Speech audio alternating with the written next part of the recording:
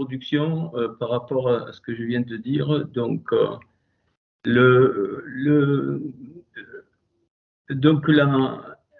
rappelez-vous, dans les lamentations, il y a 5 inversions entre le Aïn et le P. D'accord? Donc, le P est avant, le Aïn. Et donc, on a vu que la bouche parle de la source, ce n'est pas bon. C'est la source qui utilise la bouche pour parler. Et c'est ondulatoire. Quand je dis ondulatoire, c'est dynamique et cyclique, comme les paupières. Et on doit revenir toujours à la source. Et c'est pour ça que le mot paupière, magnifique, se dit af-af, facile à retenir. Ne vous étouffez pas en disant af-af. A-N-P, 2 fois, af-af. Donc c'est magnifique.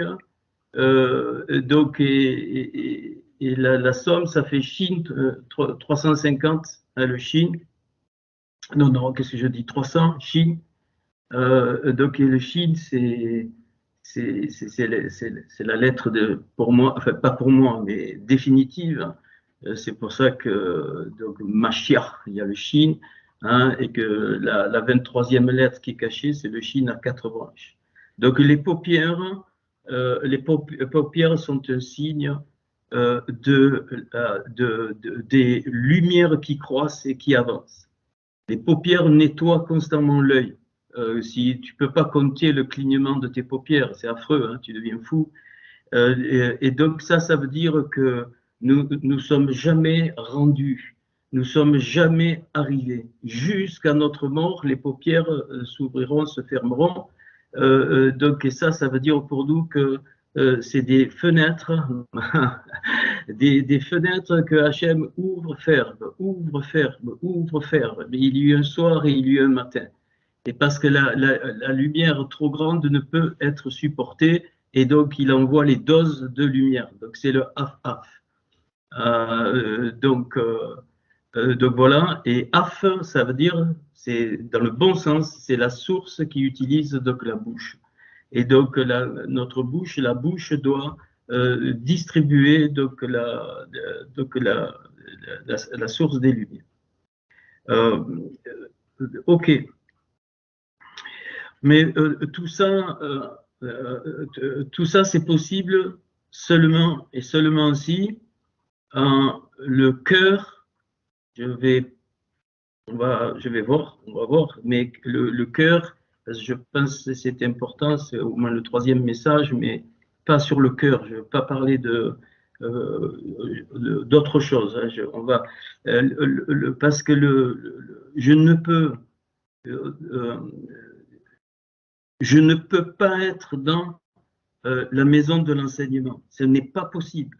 Ça, la maison de l'enseignement, c'est Baal, c'est donc le Seigneur, c'est l'orgueil. Et donc le cœur, c'est donc l'enseignement de la maison. Qu'est-ce que ça veut dire? Eh bien, ça veut dire que, comme les paupières battent en alternance, l'enseignement aussi nous fait voir donc les diverses sources. Et pourquoi, bien sûr, pourquoi je dis ça? C'est parce que tous nous apprenons de l'autre, tous sans exception. L'enseignement, le lamet, ce n'est pas seulement que quelqu'un parle et qui donne des lumières, c'est que notre vie, elle parle. Toute notre vie, elle parle à chaque seconde et elle envoie des lumières. Et donc, on reçoit les lumières ou on ne les reçoit pas. Et c'est ça qui fait réellement la vraie transformation. Il ne peut pas exister, d'après la Torah, quelque chose d'individuel. Ça n'existe pas. Point final. On va mettre un terme à ça définitivement. Un jour, je donnerai ce que c'est le vrai Yeshua, c'est à ce qu'on a appelé le salut. Donc, je suis en train, j'ai transféré sur mon ordi à la main, donc le Jean 3, et puis je vous montrerai, et ça va être comparé à autre chose. Donc, c'est en hébreu, je vais voir les choses qui, évidemment, quand Jean nous rapporte que Nicodème, cet homme qui était un docteur de la loi, un érudit magnifique, et Nicodème, ça veut dire les brebis qui ont l'œil. J'en ai parlé, donc qui sont pointillés. Donc il y a plusieurs brebis dans le fameux passage de Yaakov. Et donc, qu'est-ce que je veux dire par là? C'est qu'il va falloir préparer votre cœur pour littéralement catapulter et transformer la notion du salut. Vraiment. Je suis très, très sérieux. Très sérieux. Ça a été trop grave, et alors qu'on ne trouve pas du tout, hein, vraiment, quand on va un petit peu en profondeur, eh bien, ce que nous avons appris. Mais ça, c'est autre chose. Et en ce moment, donc, nous devons préparer notre cœur. Préparer dans le sens travailler notre cœur. Je l'ai dit, Hachem n'interviendra jamais sur notre cœur. Ça, il faut bien le comprendre. C'est pour ça que la Torah commence donc par le Bet, hein, on l'a déjà dit, donc elle finit par le Lamed d'Israël, donc Bereshit, elle finit par le Lamed d'Israël, ça donne Bal, mais en le lisant à l'envers, c'est-à-dire que la Torah se lit avec le cœur. Donc si je n'ai pas le cœur, je ne peux pas.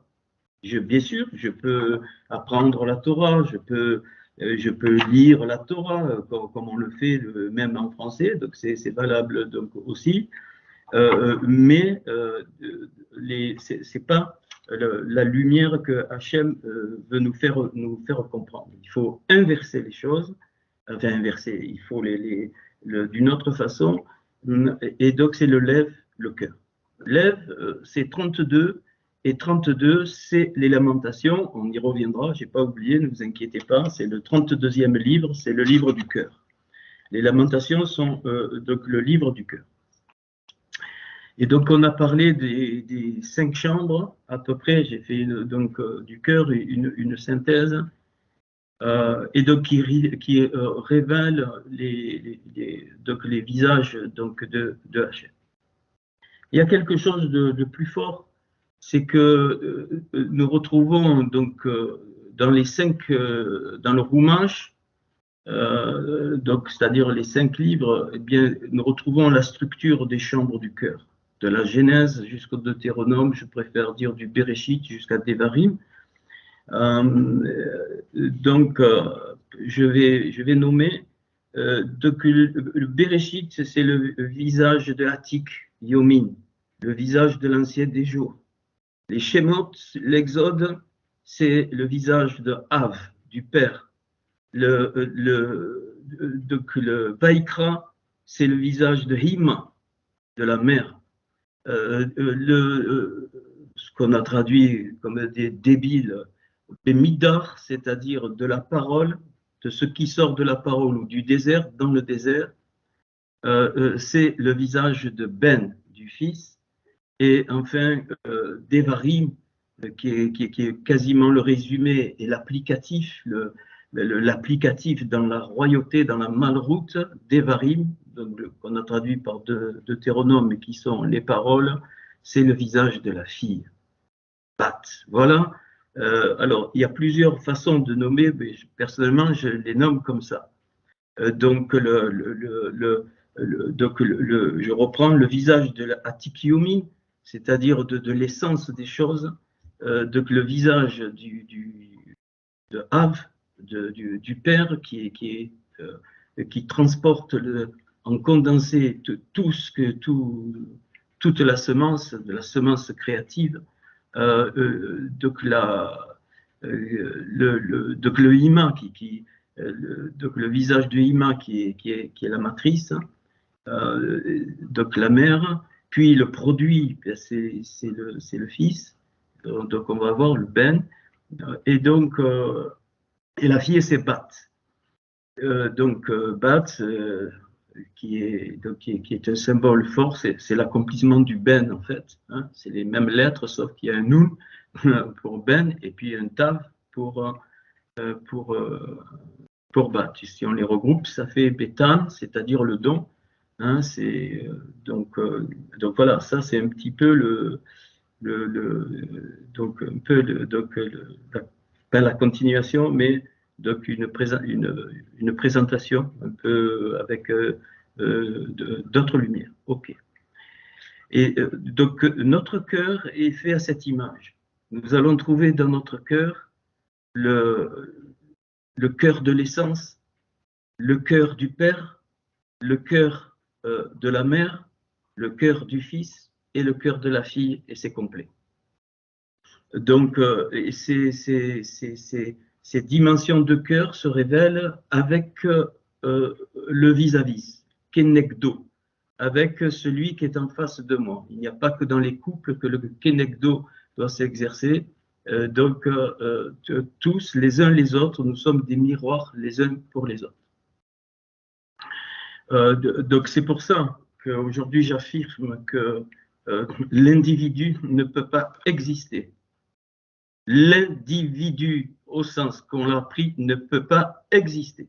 Je ne peux pas être indépendant de celui qui vient d'une des familles du Adam Kadmon. Il faudra que je réexplique l'Adam Kadmon parce que je pense qu'il y a des incompréhensions ou des incomplétudes, parce que moi je vais vite, mais je le réexpliquerai. Voilà. Et donc ces cinq dimensions donc, qui sont aussi dans le cœur correspondent donc aux cinq donc aux cinq lettres du Yod et Vavé en coupant le Yud donc en deux et donc qui va donner dans les combinaisons qui va donner 12 combinaisons par rapport aux tribus. Donc les tribus donc nous apprennent donc des choses plus qu'intéressantes. Ok. Dans un vieux message, j'avais donné cette lumière quand Yeshua marche sur l'eau. Tout le monde s'excite avec ça. On a entendu des bêtises, je suis obligé d'en parler puisqu'on sort tous de milieux complètement frelatés. Et j'avais montré que quand Yeshua marche sur l'eau, donc il s'appuie sur toutes les lettres qui ont des anomalies. Dans la Torah, il y en a 50. Je ne me souviens plus si c'est dans tout le Tanakh, pardon. Donc, il y en a, excusez-moi, c'est dans tout le Tanakh. Il y en a 24 petites, je crois, et 26 grandes, ou le contraire, c'est pas important. Et donc, quand Pierre entend comme, enfin Pierre de Chiméon, c'est celui qui entend, hein, Chiméon, celui qui entend, eh bien, il veut faire pareil, bien sûr. Il comprend, ça marche, et puis ça, c'est l'histoire, hein, et puis donc il s'enfonce. Eh bien, parce qu'il n'a pas Yeshua, il lui dit, c'est comme les 153 poissons, il lui dit qu'il n'y a pas les bonnes bases de l'eau de la Torah, donc tu t'enfonces. Donc il faut, ça nous apprend, vous allez voir, des choses par rapport au cœur. Chiméon était quelqu'un d'entier, hein, il était authentique, Chiméon, authentique. C'était un homme authentique, même s'il a renié le Seigneur, c'est pas grave. C'était pas, voilà. Hachem, il préfère donc un cœur authentique, quelqu'un d'authentique avec tous ses défauts. C'est pour ça que je suis étonné encore qu'il y a, avec tout ce que je dis, des fois je dis, c'est pas pris au sérieux. Pourtant, je montre les choses, et donc je pense que depuis la rencontre, il faut arrêter ça. Hein, il faut vraiment arrêter ça. Voilà. Donc, on n'a pas à être digne de quoi que ce soit. Ça, c'est des conneries. Personne n'est digne de Hachem. Personne. Je vais le hurler. Parce que ça, c'est un gros problème dans beaucoup de vous. Si je viens, si je fais ci, si je fais là. Non, non, non. Personne mérite quoi que ce soit. Rien. Voilà. C'est toute la construction de Hachem. C'est lui qui a décidé ce que nous sommes. C'est lui qui a mis la graine, point final, et rien ne changera.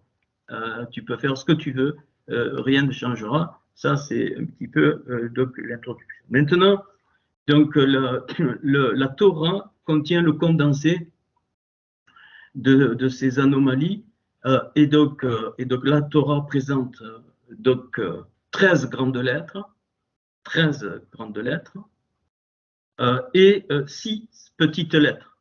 Donc ça fait 19. Et on verra dans le livre des Lamentations, je vous l'ai déjà dit, pas les symboles, les clés de la réparation par les 19 femmes des patriarches. C'est pas pour rien hein, qu'il y a 13 grandes lettres et 6 petites lettres. Aujourd'hui, donc, et c'est quoi? Donc la réparation avec ces 19 femmes, c'est toujours et fondamentalement la réparation du cœur. Et c'est nous qui réparons notre cœur. C'est pas Hachem qui le fait. Voilà. Donc, je l'ai dit, ce que j'ai trouvé, hein, c'est qu'aujourd'hui, l'âme est dans le corps, mais quand tout sera roulé, hein, il nous est dit que le ciel et la terre seront même roulés. C'est un symbole, évidemment, c'est-à-dire ils seront roulés par les rouleaux de la Torah, c'est le même mot, c'est le manteau d'Élie. Et bien, cette fois, Paul nous le fait comprendre dans Corinthiens 15, quand il parle que le corps sera glorieux, c'est-à-dire ça sera le corps qui va habiter dans l'âme. Plus l'âme dans le corps, mais le corps dans l'âme, ça c'est comme un repli. Et quand il y aura donc le final, donc le final pour l'homme en tout cas, eh bien les deux seront un. L'âme et le corps seront un, c'est-à-dire que la peau, or, qui représente le corps, le symbole deviendra or avec le aleph, c'est-à-dire la lumière. Donc ça, c'est quelque chose. C'est des dimensions, il ne faut pas dire, mais à quoi ça sert? Non, non, non, non. Ces dimensions-là te permettent de relativiser bien des choses, bien des caprices, bien des plaintes qui ne tiennent pas. C'est de la poussière, c'est normal. Ça, c'est le rôle des mauvaises énergies de faire voir une bricole comme une montagne. Hein.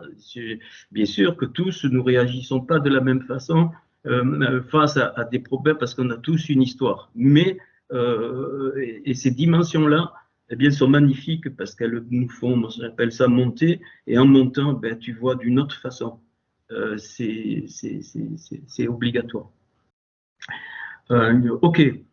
Donc nous devons travailler le cœur. Et notre cœur se révèle, il ne peut se révéler tout seul. Il faut arrêter, je vous demande d'arrêter ça. Hachem me montre, Hachem va me montrer, Hachem va faire aussi. Rien du tout. C'est clair, la Torah est claire là-dessus. Le cœur t'appartient. Et c'est clair, je dis, parce que beaucoup, vous êtes encore très religieux, avec les vieux habits, les vieilleries et les salades qui ont porté que des fruits négatifs, si ce n'est quelques petites brides, parce qu'Hachem, dans sa grâce, il nous connaît. Donc, en tout cas, à ma présence, je l'ai déjà dit, mais là, je le dis à tous, je veux plus, en ma présence, je ne veux plus entendre ça. Voilà. Je ne veux plus entendre. Ni les ministères, ni les anciens, ni tout ça, j'expliquerai. J'ai commencé déjà à expliquer. Il va falloir intégrer la vraie notion de ces choses-là. Ce que Paul il dit par rapport à ça. Ça n'a rien à voir avec ce qu'on a appris. Voilà, c'est ce que j'ai trouvé. En tout cas, vos livres d'Auxiliaire, vous êtes tous là encore, donc c'est que le cœur veut. Donc, alors, si vous voulez, il faut vailler dessous, avancer, hein, avancer sans combat. Voilà, je l'ai déjà dit, ça va enlever toutes les comparaisons. Lui, il est bien, lui, en quelque temps, il est arrivé là. Moi, ça fait des années. Et alors, je vous signale, dans la nature, il y a des paresseux, hein. Des paresseux, comme ces bestioles, elles montent un arbre, elles sont lentes, lentes, lentes. Il y a des escargots, il y a des tortues, et puis il y a des lièvres, il y a des. Et alors, c'est ça qui fait le charme. Donc arrêtez avec ça aussi. Arrêtez, je vous le demande, stop. Voilà. Je ne vais pas me répéter chaque fois. Hein. Presque à chaque cours, je prends du temps pour ça parce que ce n'est pas intégré. Voilà. Donc quand je vous dis que les ministères, ça n'a rien à voir avec ce qu'on a appris, c'est la vérité. Voilà. Ça ne veut pas dire qu'il n'y a pas de prophète, c'est pas ça. Je l'ai expliqué, mais ce que c'est réellement. Voilà. Et pareil pour les dons. J'ai donné une petite synthèse. Vous pouvez tout balayer ce qu'on a appris sur les dons. Je m'excuse de le dire. Si ça vous blesse, c'est pas mon souci. Voilà. Vous n'êtes pas obligé de. Hein, parce que c'est trop grave. Ça a été trop grave. Hein, et ça a entraîné les gens dans des choses. Écoutez, franchement. Si vous me trouvez tout du bon fruit, ben, je me plie. Or, excusez-moi, je pense que 98% de ces choses ont donné que du mauvais fruit. Voilà.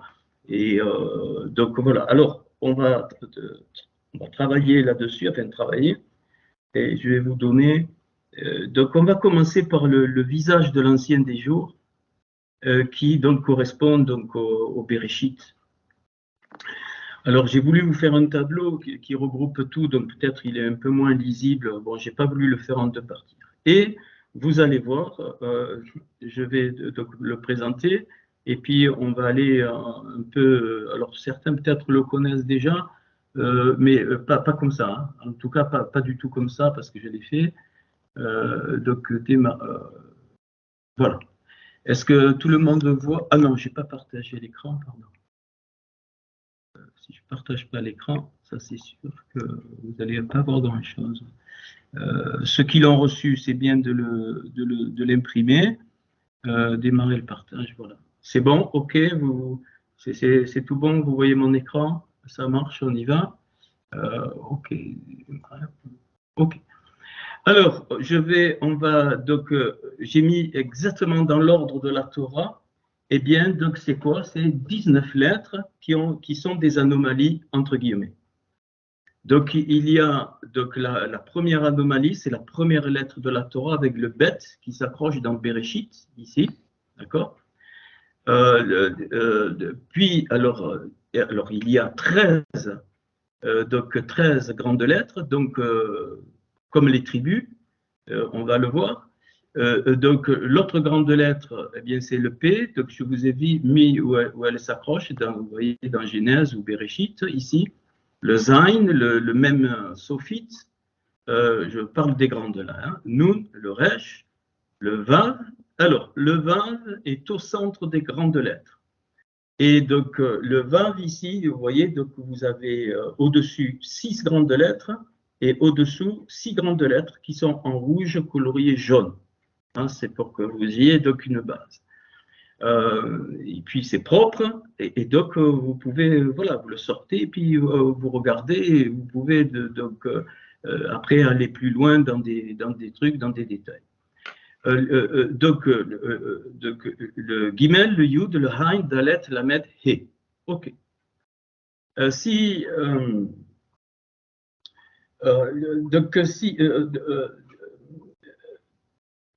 Très vite, comme ça, donc je peux traduire Béphase, c'est-à-dire avec l'or raffiné, donc Ménour de la lumière, avec l'or raffiné de la lumière, donc Vegei Had, c'est-à-dire et avec, alors on répète, avec l'or raffiné de la lumière et la vallée de l'éternité pour elle. Had, Léa. Donc pour moi, c'est comme un poème, hein, avec l'or raffiné de la lumière, donc c'est la Torah, évidemment, l'or raffiné, c'est la lumière de la Torah, c'est les révélations de la Torah, Vegaï, et la vallée de l'éternité pour elle. C'est résumé, hein, c'est le devenir. Il n'y a que l'or raffiné de la Torah qui peut amener elle, c'est qui? C'est le peuple, il est féminin. Hein, donc Léa représente, ça veut dire pour elle. Léa, Ad, c'est donc l'éternité, donc nous amener dans l'éternité, c'est-à-dire le définitif. Mais le définitif ne veut pas dire fini. Hein, non, on va, j'en sais rien si c'est à l'éternité, mais on va monter, monter, monter, monter, et on ne saura même plus comment on est. C'est ça, hein, donc le verger, le pardès, qu'on a traduit par paradis, eh bien c'est les 4 initiales des 4 niveaux de révélation de la Torah, donc on le sait, le pshat, le remez, le drash et le sod. Et bon, personnellement, j'ai été conduit à travailler dans le sod, alors pas comme un juif, hein, mais bon, voilà, suffisamment pour arriver donc à des choses. Ok. Puis il y a les 6 petites lettres, donc ici le He, le Kaf, le Kof, ici le Aleph, le Mem, et le Yud. Maintenant, si je regarde un petit peu, eh bien je m'aperçois que chaque lettre correspond à quelque chose de fondamental par rapport aux tribus. Le Bet du Bereshit ici, c'est Binyamin, Benjamin. Le P, sophite final, c'est Yosef. Le Zain ici, c'est Zebulun, Zabulon. Le même final ici, c'est Ephraïm. Le Nun ici, je le nomme, hein, comme ça, c'est mis, mais ça vous aide. Naphtali, Naphtali ou Naphtalia. Le Resh ici, Réhouven. Le Vav ici, centré. Donc, c'est Lévi. C'est pour ça que je l'ai centré, parce que Lévi, le Vav ici, il est central des grandes lettres. Et Lévi, c'est celui qui attache. Donc, il attache les 6 tribus d'en haut avec les 6 tribus d'en bas.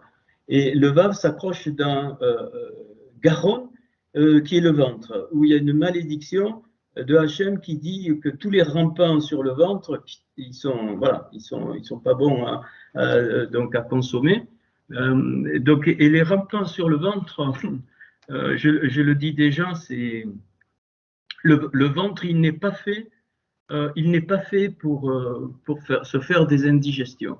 Je vais le dire tout à l'heure. Hachem a créé le ventre pour enfanter. Je parle d'un point de vue spirituel, hein, parce que les hommes, nous, mais le signe, c'est chez la femme. Et donc, et bien sûr qu'on doit manger, mais ce n'est pas l'essentiel. Donc ça encore, on a transformé. Hein, donc, et le Garon, donc là, quand il condamne, eh bien, on est des gloutons même de la Torah. Tu deviens glouton de la Torah, même avec des belles lumières, parce que si elle n'est pas mise en pratique, tu deviens un obèse, donc ton ventre il augmente. Or, Hachem, il veut que nous soyons enceintes et il veut que nous soyons la montagne, mais pas donc pas remplir le ventre d'informations, de belles choses. Non. Donc, il veut qu'on soit enceinte, c'est-à-dire qu'il y ait donc donc un enfantement, qu'il y ait une gestation. C'est pour ça que les femmes, quand elles sont enceintes, elles sont heureuses. Pourquoi? C'est un signe pour nous, pour tout le monde. C'est parce que quand il y a une gestation, bien sûr, au début, c'est difficile, c'est une très belle image, donc il y a des choses difficiles. Mais quand c'est parti, eh bien, il y a la femme a un tel plaisir qu'elle va enfanter, qu'une vie va sortir, c'est-à-dire une prolongation d'elle-même, de sa famille, avec son mari, ainsi de suite. Et là, c'est pareil.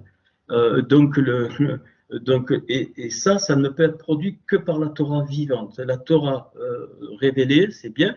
La Torah avec les lumières, c'est bien. Avec les secrets, c'est bien. Mais si je mets dans un placard, c'est nul. Valait mieux pas connaître. Donc, c'est-à-dire que la Torah devient, eh bien, elle est en train de faire une gestation d'une vie qui va sortir, enfin pour la femme, ou des vies qui vont sortir. Puis la tribu de Gad, la tribu de Yehuda, la tribu de Shimon, la tribu de Dan, puis le Lamed, lui, donc il n'y a rien. Donc il n'y a rien pour le Lamed parce que c'est un pour. Et ce Lamed-là, il va nous intéresser tout à l'heure à la fin. Donc je vous ai mis où ça intervient, dans quel donc, verset. Le et, eh bien, vous savez, tout le monde, personne parle de Dina, parce que c'est une fille de Léa, hein, de Dina. On parle, 12 tribus, même tout le monde croit que. Non. Dina, elle est cachée, mais elle est importante. Et elle s'accroche, pour moi, Dina, elle s'accroche dans le et de Deutéronome qu'on était en train d'étudier et qu'on finira. Et c'est le seul endroit, ce et, où un mot n'a qu'une lettre. C'est le seul endroit de tout le Tanakh, il n'y a qu'une lettre, il est là. Hein, donc c'est le souffle, le et en dernier, c'est normal, parce que ça renvoie au et créateur. Au premier souffle qui est en petit, là il est grand, ça veut dire qu'il est accompli. C'est et les yodévavé, qu'on a traduit est-ce que l'éternel, mais c'est pas ça. Et yodévavé, ça veut dire le souffle accompli pour yodévavé. Et donc on pense instantanément à Paul qui dit nous sommes de lui, par lui, pour lui, de lui, le petit souffle, et pendant lui, eh bien, c'est tout le déroulement, et pour lui, c'est le retour. Et c'est Dina qui clôture, donc elle est cachée. Hein, dans un autre passage, on le verra, du Deutéronome, hein, la gloire de Hachem, c'est de cacher, et puis donc on va le voir. Donc Dina, en fait, Dina, écoutez bien, alors pour les machos, ben, ils s'en prennent plein la gueule. Dina, elle est l'accomplissement de toutes les tribus, mais elle est cachée. Tout, même Lévi. On ne la voit pas. Et c'est pour ça qu'elle a été violentée. Et que vous savez bien l'histoire, hein, les frères ils se sont vengés. Donc voilà, est-ce que notre sœur est une prostituée? Évidemment, parce que l'accomplissement du tout, eh bien ça dérange de tous les côtés. Donc Dina, et c'est son nom, on le sait, c'est la rigueur, Din, c'est la rigueur ou la justice. Bon, j'ai mis justice, comme ça c'est mieux, mais Din, c'est la rigueur. Ok. Et d'ailleurs, Dina, on ne sait pas beaucoup de choses d'elle, hein, juste cette histoire. Mais quand on lit les passages en hébreu, Dina est une perle. Elle représente pour moi l'accomplissement de l'épouse dans le Olam Haba. Pas le temps de parler de ça. Et donc, eh bien oui, est-ce que elle a été traitée comme une prostituée? Bien sûr. Vous savez pourquoi? Parce que plus on avancera, plus il y aura les lumières de la vérité, plus on sera rejeté par ceux qui prétendent avoir la vérité. Donc on sera traité de prostituée. Ok. Mais il n'est rien dit. Hein. Yaakov, il se plaint. Il se plaint que ses enfants l'ont vengé. Et il est bien dit Yaakov, pas Israël. Parce que Israël, Yachar El, la droiture de elle, quand il est devenu Israël, là il est dit Yaakov, c'était sa nature qu'on connaît, qui n'a pas compris à ce moment-là que c'est Israël, il ne peut pas dire ça, que Dina n'aurait pas dû être vengée. Non, non. C'est le din de Hachem qui s'est exercé au travers de Dina, mais il n'y a que Yachar El, c'est-à-dire la droiture de elle ou Israël, qui peut dire ça et non pas Yaakov. Ok. Alors, bon, vous avez les significations. Je vais nommer maintenant les mots dans lesquels les grandes et les petites lettres. Alors, pardon, j'ai oublié. Puis ce que j'ai trouvé, c'est que il va y avoir donc dans les petites lettres, eh bien, on va trouver, c'est incroyable, hein, ça, voilà, c'est venu. On va trouver le nom de personnages importants autour de Moshe. Donc, le petit ici, c'est Our. Hein, donc, rappelez-vous, donc Aaron et Hur, quand ils soutiennent les mains de Moshe. Donc, Our, et donc Our, ça veut dire, c'est un trou, une caverne. Hein, donc, mais c'est aussi donc c'est un tissu qui est tissé, mais qui a l'apparence de blancheur. Et c'est à peu près, si je remplace le E par Aleph, c'est or. Si je remplace le E par Ain, c'est or, la peau. Or, tout à l'heure, c'est la lumière. Donc, et en fait, Our représente donc celui qui tient une des mains donc de Moshe. Eh bien, donc Our, il est caché, il est dans une caverne, mais c'est le symbole que la vérité est cachée. Donc les deux mains, hein, c'est la vérité et la foi pour moi et la émouna. Donc puis le petit kaf, donc c'est kalav. Kalav, c'est Kélev, c'est le même mot que le chien, mais dans le bon sens du terme. Là, hein, un chien qui est fidèle, hein, on dit d'un chien qui est très fidèle, et ainsi de suite, et qui veut dire selon le cœur. Kaleb, ça veut dire donc suivant le principe du cœur. Et le petit kof, c'est quand je vais les reprendre, quand donc Rivka parle des femmes d'Ésaü, elle dit j'en ai en horreur, hein, donc c'est Ketsitsi. Donc on va voir, hein, pour le moment je déroule. Ok, puis donc ici, alors, donc ici, eh bien la tribu d'Asser qui est mise ici, Donc, Aser, puisque si vous ne l'avez pas vu, mais je vous le dis, donc elle manquait, ben, elle se place ici. Aser qui veut dire le chant heureux. Hein, donc, on va voir. Mais en même temps, à l'envers, ici, c'est Aaron. Donc ici, il y a la notion Aaron était donné donc, pour le peuple. Puis l'autre tribu, alors vous savez que Manaché et Ephraïm sont les deux fils de Yosef. Tantôt, il y a la tribu de Yosef, des fois on met Manaché et Ephraïm, des fois on les met toutes. Bon, après, ça dépend et ça nous permet d'avoir des significations. Ménaché, ça veut dire celui qui a oublié, hein, celui qui a négligé, mais c'est aussi, vous voyez que vous avez les lettres de Moshe. Donc c'est pour ça que j'ai mis Moshe ici. Donc, et Minsé, donc ça veut dire ce qui est extrait de l'agneau. Et donc, Ménaché, en fait, représente avec Moshe donc, tous les Juifs, mais qui ne se souviennent pas de l'agneau du Pessah, de l'agneau qui permet de sauter, qui permet de sortir et qui a été les prémices de l'enfantement, c'est-à-dire de la sortie d'Égypte. C'est pour ça que je l'ai mis là, mais en plus, ça peut pas, ça cadre très bien. Alors regardez, pourquoi j'ai mis Lévi avec la lettre centrale et Chiméon. Pourquoi? Parce qu'il est dit que Lévi et Chiméon sont frères dans les bénédictions. Et donc forcément, voilà, c'est les deux seuls qui s'accrochent avec la lettre centrale. Dan, qui est là, attendez, je ne suis pas là. Issachar, eh bien c'est la fin, Issachar, c'est la récompense. La récompense, et c'est quoi? Regardez de l'autre côté, ici, donc Issachar, Yehoshua. Yehoshua, on a traduit Josué, hein, et donc vous avez les personnages importants. Donc vous avez Moshe, Aaron, et puis la continuation par Josué. Vous avez donc, alors j'en ai oublié un, excusez-moi, donc Caleb et Josué qui sont allés explorer et qui ont retourné les ingrédients de la Hémouna. Hein, et puis vous avez Moshe et Aaron, Hur et Aaron qui tenaient les mains de Moshe.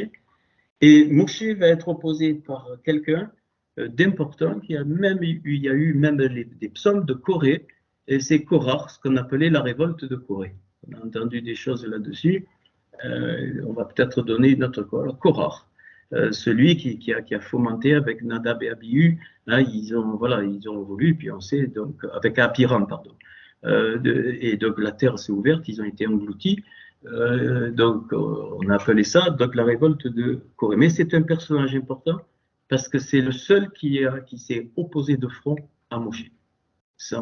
Et pour moi, Korah représente le principe négatif qui aura lieu lors de la dernière confrontation entre le Mashiach et donc les puissances négatives, c'est-à-dire les nations, les rois, qui lutteront, on le sait, suivant donc l'Apocalypse. Incroyable. Donc ces grandes lettres et ces petites lettres, je ne peux pas les sortir du principe des tribus, c'est pas possible, vous l'avez sous les yeux, et donc de ce qui s'est passé dans l'Exode avec Moshe et les personnages donc importants. Je vais dérouler les mots, mais après on va aller un peu dans l'explication. Alors je vais essayer de pas trop m'attarder. Alors où je les fais un par un, c'est pas un souci. Donc le bête s'accroche. Bereshit, quelque chose de très particulier. Je vous montre juste une bribe. Pourquoi il veut pas? Voilà. Donc alors ici, vous regardez en bas. Bon, mon nom là, il est allé au milieu. Alors ce Bereshit, il y a beaucoup de choses. Donc évidemment, il contient tout. Donc Binyamin, ça veut dire fils de ma main droite.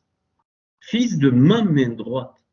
C'est-à-dire le résultat de la main de Hachem.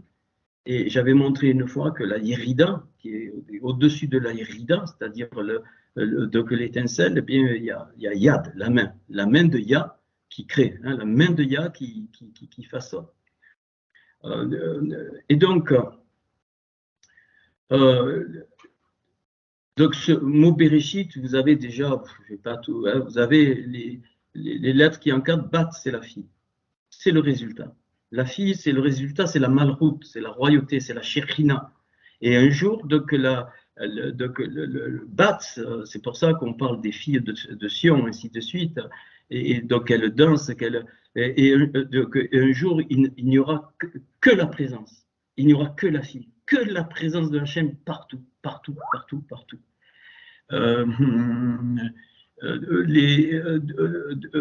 Donc, c'est aussi la maison, Bet Yud et Tav, ici, donc la maison. C'est aussi le champ, Shin, Yud et Resh, le Shir. C'est aussi le feu, Esh, ici, Aleph, Shin. C'est aussi la Brit, l'alliance, Bet, Resh, Yud et Tav. C'est-à-dire, puis il y a autre chose, hein. Donc, c'est donc une, comment dire, c'est pas un début, hein, c'est quelque chose qui, enfin, qui existait donc, et qui apparaît. Or, de Binyamin, j'ai pas eu le temps de mettre, j'ai préféré me concentrer sur ce que j'ai trouvé que de vous mettre tout. Vous voyez, j'ai essayé de simplifier. Or, Binyamin, il nous est dit, toujours pareil, dans le livre des Nombres, alors, chaque fois que vous avez le prince de la tribu, c'est machin, eh bien, il faut aller chercher la signification des noms, ceux qui ont les strongs, et puis vous comprenez des choses. Il nous est dit que le prince de Binyamin, c'est Avidan, donc Aleph Bet Yud Dalet Nun, Ben Gidoni, donc c'est-à-dire fils de Gidoni. Avidan, c'est la justice de mon père, ou le principe de la rigueur, le din, c'est le principe de la rigueur de mon père, et Gidoni, c'est comme Gédéon, pareil, c'est le même mot, c'est un guerrier, c'est quelque chose de fort. Et donc, et c'est aussi, c'est le centre, enfin la racine de Gidoni, c'est la connaissance. Donc, il y a le A, donc il y a l'éternité. Donc, ce prince de Binyamin, donc il me parle que que la racine des choses, de toutes choses, puisque ça correspond au Bereshit, c'est la rigueur, c'est-à-dire les lois fondamentales que Hachem a données, les lois de tout, les lois de la nature, les lois de l'âme, les lois des animaux, tout. Voilà, et donc c'est une dîme, c'est une rigueur. Mais on va aller plus loin.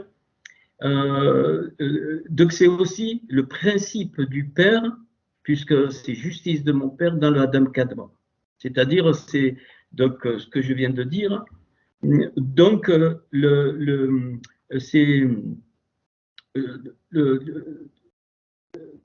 c'est quelque chose que je dois respecter.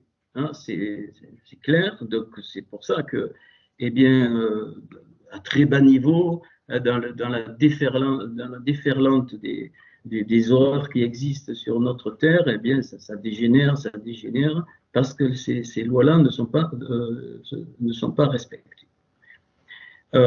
Et j'ose dire que c'est la lumière des hauteurs. C'est là, rappelez-vous, hein, donc il y a un psaume qui commence, enfin, les débuts des psaumes, c'est souvent dans les hauteurs. Et le mot, c'est donc, quand on traduit par chef des chantres, mais c'est dans les hauteurs. Mais ce Binyamin, il était d'abord Ben Honi, c'est-à-dire fils de ma douleur. Qu'est-ce que ça veut dire? Ça veut dire qu'il y a eu une matrice qui a enfanté. Rachel est morte. Rachel est morte en enfantant, et elle lui dit Ben Honi, c'est fils de ma douleur. Et donc Yaakov, Israël, il dit non, on l'appellera Binyamin, fils de ma main droite. Donc le fils de ma douleur, en fait, c'est la main gauche. J'en ai conclu que c'est la main gauche, et c'est merveilleux, c'est le Shemol. Le Shemol, gauche, ça se dit Shemol. Et Shemol, c'est 387, c'est-à-dire 386 plus 1. Et là, vous avez la démonstration du Adam Kadmon initial, c'est-à-dire de Yeshua plus Aleph. Le Aleph du monde d'Atsilut, ça fait 387. Et ce shmol, cette main gauche, c'est la main masculine, et quand elle enfante la partie féminine. Ce qu'on n'a pas compris, c'est que toutes les naissances, transfèrent dans tous les mondes et dans notre monde matériel la partie féminine qui est cachée. Ça ne veut pas dire qu'il n'y a que la partie féminine. On est dans les mondes en haut, là, oubliez l'homme et la femme. Et c'est pour ça que la Torah, très souvent, elle met en avant donc le masculin dans tout, et plus la femme est cachée. Mais pourquoi? Parce que tout se passe dans le monde féminin. Notre monde, il est féminin, c'est la malroute, donc il est féminin. Et donc elle donne naissance, excusez-moi, le Ben-Oni, qui était le fils de ma souffrance, eh bien devient Binyamin. Et Binyamin est féminin. C'est le fils de ma main droite, il est donc féminin. Donc là, en fait, la partie féminine, on n'a pas compris ça, c'est une rigueur. C'est pas du tout une douceur. La partie féminine est une rigueur, et c'est une rigueur de la création. C'est pour ça elle est reliée, j'ai trouvé ça avec la Emouna. La Emouna est une rigueur. Hein, donc voilà, alors je vais continuer. Donc l'enfantement, alors on redescend pour avoir une belle image. L'enfantement se fait par la souffrance de l'accouchement. Toute gestation est un chant de bonheur, je l'ai dit tout à l'heure, car la vie va venir. Mais Rarel meurt pour enfanter la partie droite. Sinon, la partie droite ne pouvait pas sortir. C'est le pendant. C'est comme un jumelage. Sans quoi, on n'aurait pas de bâtisseur. C'est pour ça que c'est Banim, c'est des bâtisseurs. Un bâtisseur est donc le pendant de la partie féminine cachée. Parce que c'est la rigueur. Là, il faut une grande rigueur. Dans le ventre de la femme, les lois sont rigoureuses, absolument rigoureuses. Pas un seul iota ne peut bouger dans le temps, dans l'espace. Tout se forme quand la grossesse se passe bien. Hein, évidemment, c'est d'une rigueur incroyable. Et quand l'enfant il sort, eh bien sûr, il sort. Hein, donc c'est la naissance. Et ça, on n'a pas compris. On croit que c'est l'homme qui. Non. L'homme, il transporte la recette, la bonté. Mais on va voir, vous allez voir. Donc c'est un bâtisseur, et l'extraction de la rigueur féminine va donner quoi? Le givor, l'homme. Le givor, l'homme fort, c'est-à-dire l'être humain fort, qu'on appelle un guerrier. Et donc, qu'est-ce que je conclus? Le masculin qui est la recède, et donc qui se fait dans la rochma, c'est-à-dire dans la sagesse, voit dans le féminin la rigueur. Et le féminin lui renvoie sa nature, c'est-à-dire la rigueur. D'où l'importance du vis-à-vis, d'où l'importance que notre cœur, je ne peux le transformer que parce qu'il y a un prochain en face de moi. Impossible autrement.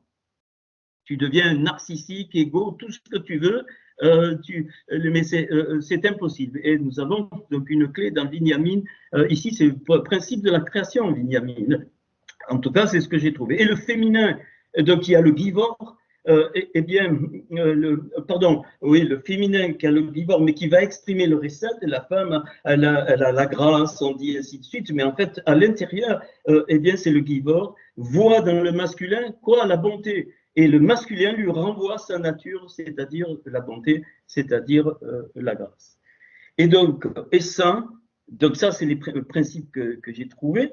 Et ça, on l'applique maintenant à la création. Et qu'est-ce qu'on trouve? On trouve que le givor et le recette qui a été inventé, ça va être dans la proportion, donc 1/3, 2/3, mais c'est pas ça qui est important. Évidemment, 1/3, c'est la semence, et les 2/3, c'est la bina, c'est le développement, c'est la somme, ça fait 216 et 72, soit 288, c'est 2 fois 12 au carré, 2 fois 144, 2 fois 144, c'est pour ça qu'il y a 144 000 dans le livre de l'Apocalypse. C'est quoi? c'est la révélation d'Israël et des Goïm. Israël est la partie masculine et les Goïm, les nations, sont la partie féminine. Et les nations renvoient à Israël eh bien, sa nature de rigueur. Et Israël renvoie, qui est classifié comme la bonté, renvoie au Goïm eh bien, sa nature de grâce. C'est exactement la pupille et l'iris. Voilà ce que m'apprend donc Lydia. Alors, les mots Avidan, Guidoni, hein, je l'ai dit, donc le prince de cette tribu, eh bien tout, hein, quasiment partout, dans tous les mots, c'est 67, et c'est les mêmes lettres que Bina. Donc cette tribu et donc comment dire, elle représente ce qui s'est passé à la création, pas la création de notre monde, bien avant. Le Bereshit, c'est bien avant, dans la création de tous les principes. Et donc là, et le cœur va être créé comme ça. C'est pour ça qu'on a donc deux cœurs, en fait, enfin deux demi-cœurs, peu importe. Même lui-même, c'est un miroir, il se renvoie, ça ne pourrait pas fonctionner. Il faut comprendre cette dimension qui est fondamentale, mais alors fondamentale.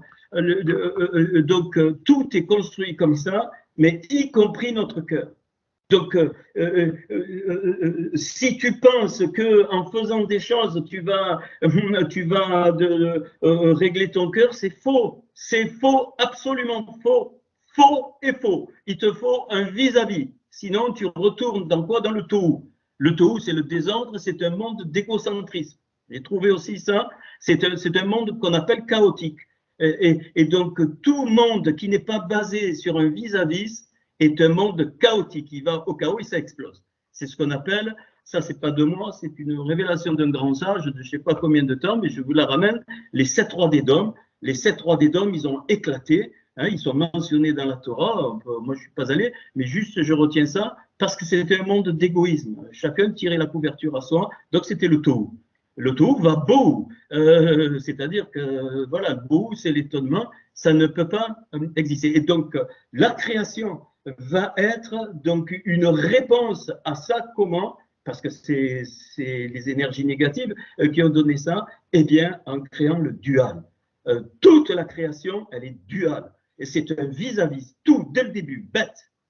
Même la maison, Beit est un vis-à-vis. Ben est un vis-à-vis. Le Bat est un vis-à-vis. Av est un vis-à-vis.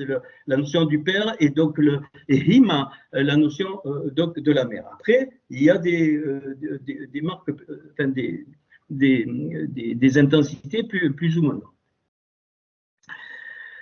Je ne vais pas le détailler, mais ça me démange parce que je veux l'approfondir. Il y a un passage, Proverbe 30, 19, comme par hasard. Hein, 30, c'est le dévoilement, enfin, le Lamed, et 19, ben, vous savez ce que c'est Rava, c'est les 19 femmes de la réparation, où nous on répète comme des perroquets. Voilà. Il dit il y a 3 choses qui sont inaccessibles et 4 très difficiles. Voilà. Et il parle donc du chemin de l'aigle dans les cieux. Ouais, ok. Il parle du chemin du serpent sur le rocher. Il parle du chemin de la barque dans le cœur de la mer. Et il parle du chemin du vaillant dans la jeune femme, on a entendu l'homme, mais Giver, c'est un vaillant. Oui, c'est un homme. Eh bien, le premier réfère, donc c'est les 4 substances donc du Bereshit. Alors, c'est des symboles, évidemment. Donc l'aigle réfère, ou les chamaïm, les cieux, réfèrent donc à l'air, à ce qui est volatile. Okay. Eh bien, alors, donc l'aigle, eh bien, c'est exactement donc la même valeur que le tikkun. J'y reviendrai tout à l'heure. Donc, et Shamaïm, Béchamaïm, Shamaïm, c'est la Neshama, c'est les mêmes lettres. Hein. C'est la même valeur, 395, c'est la Neshama. C'est-à-dire que c'est un mystère, donc l'aigle dans les Shamaïm, donc, eh bien, c'est le rachat, la réparation de la Neshama, qui ne nous appartient pas. Donc, c'est l'oiseau, le ouf. Hein. Donc, c'est l'oiseau, c'est la dimension des oiseaux qu'on va retrouver. Hein, on va retrouver les 4. qui va donc réparer la Neshama. Alors, qu'est-ce que c'est la dimension des oiseaux? Eh bien, c'est l'échelle de Yaakov, c'est monter. Quand tu montes, mais vous n'avez pas compris encore. Quand on monte, alors vous allez me dire, qu'est-ce que c'est monter? Ben, tu vas dans la Torah, tu regardes les lettres, ça, elles bougent, elles s'enflamment. C'est merveilleux, la Torah est merveilleuse, sans rien faire. Sans rien faire. Ou l'étude de la Torah, ou écouter la Torah comme on le fait, ben, il se passe des choses. Et puis le chemin du serpent, alors des rampants, hein, de ce qui est sur la terre, donc eh bien c'est Holetsur, c'est-à-dire sur donc, le rocher. 358 Nachash, c'est le Mashiach. C'est le principe du Mashiach dans quoi? Dans le Holetsur, je n'ai pas eu le temps, donc c'est la valeur du 406, c'est-à-dire le principe de quoi? De la Roua. Donc, ce qui est dit là, c'est que sur la terre, et le mot Tsour, 296, c'est exactement la même valeur que Haaretz. Haaretz, ça fait 291, avec l'article devant, ça fait 296. Donc, on a les cieux et la terre. Et puis, alors, il nous est parlé du chemin de la barque, le mot Ani. Vous avez préparé une feuille de figue, mais je l'ai perdue, c'est pas grave. Donc ici, le mot donc, Ani qui est la barque, c'est pour ça que quand Yeshua il est dans la barque, en fait, il symbolise le figuier. Et le figuier, c'est l'arbre de la connaissance du bien et du mal. Pourquoi? Regardez une feuille de figuier, elle est exactement à la forme de la main. Il y a comme un pouce, un index, un majeur, un annulaire et un auriculaire. Regardez, 5. Toutes les feuilles de figuier ont 5, on dirait une main. Ben oui, parce que Téna, c'est exactement la barque. Il y a une table devant. Et donc, et vous savez, là, c'est dans la mer Yam. Hein, c'est donc la barque qui est dans le cœur donc, de la mer. Et donc, ça symbolise quoi? La main symbolise ce qui a été pris par l'homme. Donc, le figuier, la feuille de figue, le henna, ils s'en sont fait des ceintures et qui a été transformé. Donc, c'est la fausse connaissance qui s'est répandue dans quoi? Dans la mer, c'est-à-dire dans les nations. Le chemin de la barque dans le cœur de la mer, pour moi, c'est ça, c'est une de lumière. Pas que c'est que ça. Et enfin, le chemin du vaillant donc dans la jeune femme, eh bien là, c'est le feu. Donc, on a l'air, on a l'eau, on a les cieux, l'air, et puis on a eu la terre, puis on a eu donc l'eau avec la mer, et maintenant, donc c'est le feu. Et quand vous savez, donc le chemin du vaillant dans la femme, ben, tu n'as qu'à mettre les lettres à l'intérieur, tu verras ce que tu obtiens. Tu vas obtenir B égale Mora, c'est-à-dire tu vas obtenir ce chemin, c'est quoi? B égale, c'est un cercle égal ou un veau, une génisse, mais c'est plus donc un cercle de la morale. Et donc, là, nous, on a traduit la trace de l'homme chez la femme, mais en fait, c'est quoi? C'est la complétude totale dans le zigou, c'est-à-dire dans le couple. Le fina, c'est ça. Et c'est pour ça que la création s'est faite avec les oiseaux en premier. Après, il y a eu les poissons, enfin, pas les poissons, hein, c'est les grands trucs qui nagent dans l'eau. Hein, il n'y a pas le mot poisson. Hein, donc, voilà. Puis il y a eu le bétail et les remparts, et puis il y a eu la création donc de l'homme. On le retrouve là. Alors, je vais vite, hein, après on peut développer. Et donc, quelle est la conclusion de ça? C'est que tout vis-à-vis, c'est un couple. Bien sûr, tu ne vas pas être comme avec ton mari ou ta femme on redescend de niveau hein, avec les autres, pas du tout. Mais c'est le même principe. C'est le même principe. C'est-à-dire que le féminin révèle le masculin et le masculin révèle le féminin, même entre deux hommes. Hein. C'est pas un souci d'homme et de femme. Pourquoi et donc l'acceptation que mon cœur soit révélé par l'autre, eh bien c'est rentrer dans la réparation de mon cœur, de son cœur, sans s'en rendre compte, sans rien faire. Ouais. Rien. Ni prière à la con, ni rien. Rien. Juste le vis-à-vis. On n'a vécu une petite partie de ça lors de la rencontre, mais c'est léger, hein, donc c'est très léger. Et donc, et c'est pour ça alors, Binyamin, pourquoi je dis ça? Parce que tout est à l'image des attributs dans le monde des séphirotes, ou des 10 attributs, des 10 commandements, si tu veux. Enfin, il y en a 9, plus 1 comme les séphirotes. Hein, la Keter, elle est à part, et puis tu en as 9. Alors, je l'ai dit, quelqu'un m'a écrit tout à l'heure et j'ai dit, écoute, ça va être compliqué ce soir pour vraiment faire passer. Bon, je m'aperçois que c'est pas évident. C'est pas évident parce que je ne peux pas tout présenter d'un coup. Dans Genèse 49, 27, quand donc, il y a les bénédictions des tribus, donc, alors, il y a 49, 27 et puis il y a le pendant Deutéronome 33.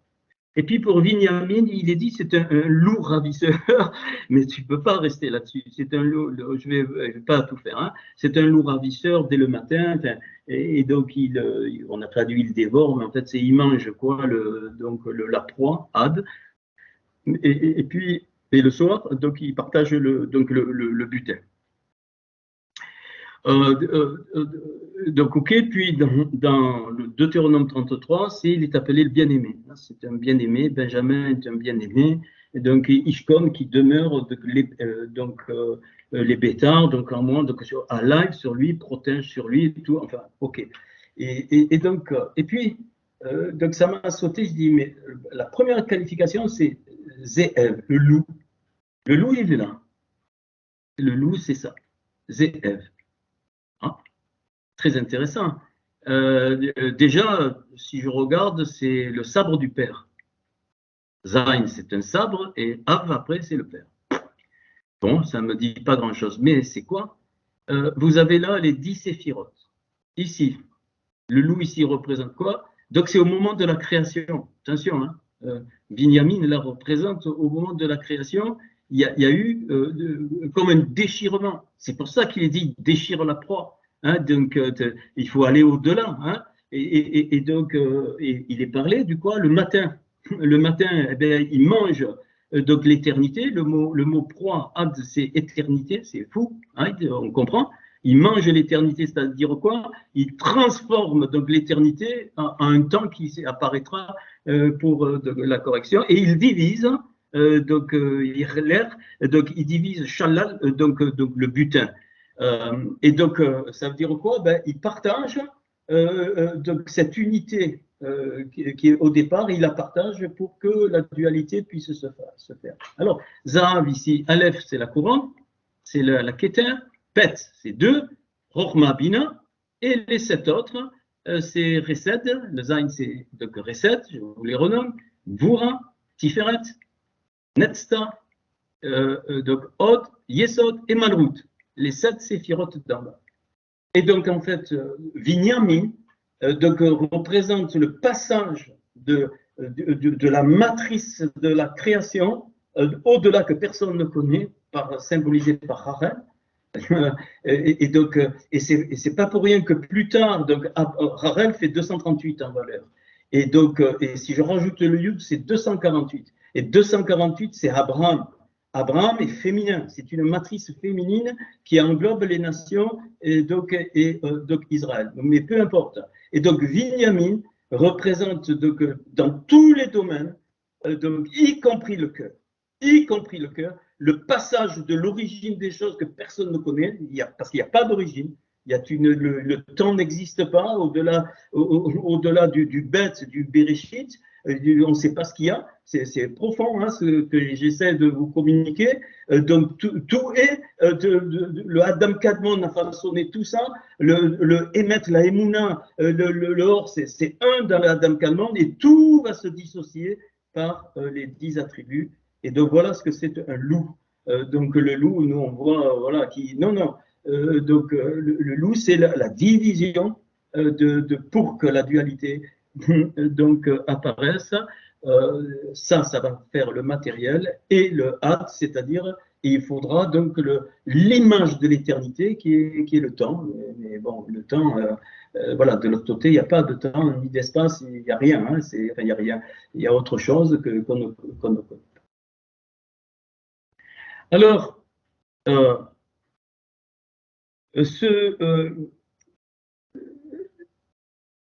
la pierre qui lui est associée, tout le monde connaît, c'est donc à Binyamin, c'est le yashpé. Yashpé, c'est donc le jaspe, et qui veut dire se répandre.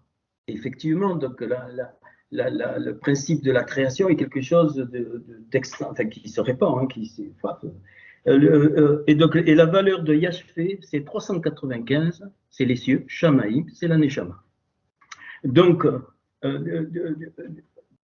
à ce niveau, ça veut dire quoi? Ça veut dire que l'intermédiaire entre ce qui est de l'autre côté, c'est-à-dire pour nous dans l'âme, la raya, la vie, et la hérida, donc l'étincelle, la frontière et qui va permettre le miroir, c'est la neshama. Et donc la neshama va donner l'image de la raya qui est le roi, le souffle de vie, et va donner l'image de l'étincelle hérida qui est notre nefesh sur la terre. Je n'ai pas dit que l'étincelle c'était la nefesh, c'est l'image. Hein, c'est l'image. Et c'est pour ça qu'il y a la même symétrie dans le Rumash. Hein, et c'est le Vaïkra, le livre du Lévitique, qui va donner l'image. Mais tout ça, aujourd'hui, je veux qu'on l'applique au cœur, aux chambres de notre cœur. Ok. Alors, bon, ceci étant dit, donc la deuxième lettre, donc anomalie, on va l'appeler comme ça, hein, c'est donc ici, donc voilà pour le bête, donc c'est le et. Et donc le et, il s'accroche quoi? Eh bien, dans le fameux passage à la fin de la création, donc Behebaham, qui sont d'ailleurs les lettres d'Abraham, vous les avez sous les yeux ici, donc Behebaham, c'est exactement les lettres d'Abraham, et qui ont retraduit par avec le Saint qu'il a tout créé. Donc, avec ce qu'on vient de dire, eh bien, je ne sais pas pourquoi le 5, mais dans l'harmonie, le 5 est partout. C'est le symbole du souffle donc harmonieux. C'est pour ça que les feuilles de figuier, elles ont 5 feuilles, enfin elles ont 5 pétales en forme de main, de la connaissance. Et donc il y a 5 mondes, il y a les 5 niveaux de l'âme. Donc ça, il faut que ce soit, comment dire, intégré. Hein. Bien sûr, je pense que bon, vous le savez, mais là c'est explicite. Avec le 5, j'ai tout créé. Donc on a traduit avec leur création, hein, où voilà, il a tout créé. Mais si je relis, c'est avec le 5, donc il a tout créé. Donc tout ce qui va contribuer à la réparation du cœur va rentrer dans une harmonie, une reconstruction, pas des choses, mais une reconstruction de l'harmonie entre les choses. C'est pas pareil. Ça va éviter des conneries lamentables. Voilà. C'est-à-dire que les choses ne bougent pas, mais elles sont disloquées. Elles sont ou elles sont asynchrones, ou je ne sais pas. En tout cas, elles ne sont pas en harmonie. Et donc, le but, juste après, il est dit qu'il a fait il inverse la terre et les cieux cette fois, donc comme on a vu avec l'aigle et le le narache et le serpent, mais cette fois il dit la saute. Donc c'est inversé. Au début, il y a la création des Shamaïm et des Haaretz, donc des cieux et de la terre, et à la fin, il clôture par la terre et les cieux, donc pour nous, la Asot, c'est-à-dire pour la refaçonner, pour la reconstruire. Et ça, c'est général. Ça s'applique dans le monde physique, ça s'applique dans le monde spirituel, entre guillemets, ça s'applique dans le monde de l'âme, ça s'applique partout. Donc, tout ce qu'on a appelé les choses, bon, tout ce que vous avez pu appeler ou pensant bien faire, ce ne sont que de la reconstruction de l'harmonie, la reconstruction du souffle harmonie. C'est tout. Pas la reconstruction des substances qui sont liées entre elles. Ça ne nous appartient pas. On ne peut pas toucher la neshama, on ne peut pas toucher la roire, on ne peut pas toucher la nefesh, on ne peut juste, par la Torah, hein, par le visage de l'ancien des jours, c'est-à-dire du Atik Yomi, c'est-à-dire des principes qui nous ont donné vie, juste par les relations entre, voilà. Et donc, ça va tout changer. Et c'est pour ça que ton cœur ne changera pas. Attention hein, quand je dis ça, c'est-à-dire la substance de ton cœur ne changera pas. Par contre, toutes les relations dans ton cœur vont changer et vont se remettre à leur place, et c'est ça la révélation du cœur et la réparation du cœur. C'est pas du tout que Hachem t'a donné un cœur tel qu'il a fait, mais ça a été disloqué par plusieurs choses, peu importe, avant ta naissance, dans les mondes spirituels, après ce qu'on a vécu, et le but, c'est ça, c'est de replacer l'harmonie entre les cinq mondes, les 5 niveaux de l'âme, les 5 doigts de la main, enfin ce que tu veux, hein, voilà, tout ce qui a été dit. Ok.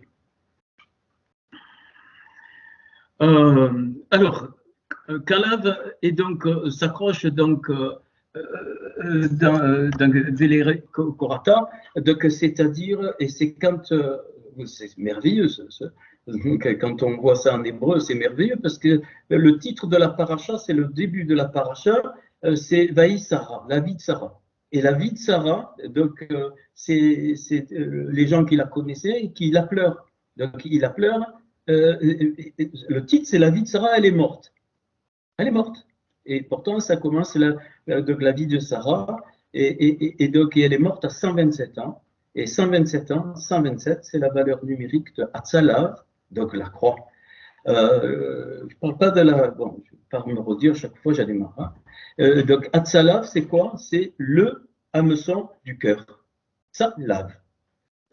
Et donc, la principale remise en harmonie donc, dans le cœur, ça va être le lamed donc, et le bet, c'est-à-dire l'enseignement de la maison. OK donc, ça va être donc, la première chose. Mais ça veut dire quoi? Ça veut dire que Sarah doit mourir.